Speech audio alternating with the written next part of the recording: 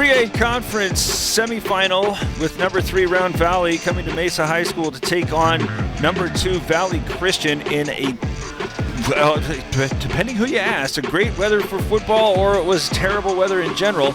Rain started falling about an hour before the game was going to get underway. It let up just a little bit, but as soon as they came out for the toss, you had all sorts of weather coming again.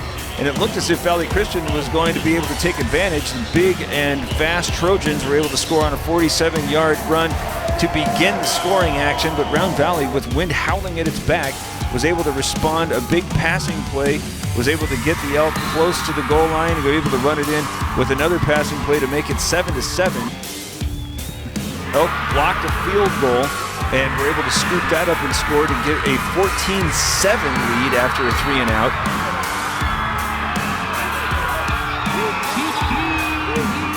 Came back after that touchdown with another 3-and-out, had a big passing play. Again, Cage Finch had awful big numbers through the air despite all of these weather variables to make it 21-7 after the first quarter. Defenses were able to take over in the second quarter. Nobody scored over the second period of play as the weather continued to seem as if it was going to be a big factor.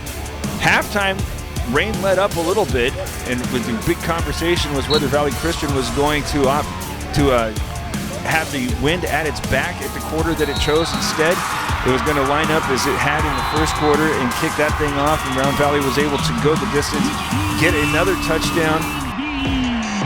Valley Christian continued to have a hard time moving the football until it was down 35-7.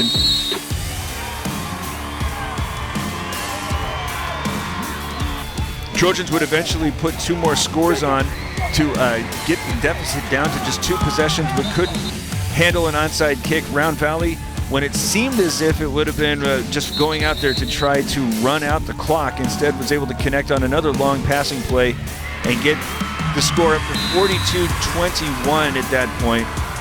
While Valley Christian would not show any quit, it would continue to run all sorts of aggressive plays, had all sorts of players that were looking as if the score was 0-0 throughout, but ultimately it was just too much Round Valley Elk, as the Elk are going to advance and take on Benjamin Franklin for the 3A championship at Mountain Point High School the Saturday after Thanksgiving.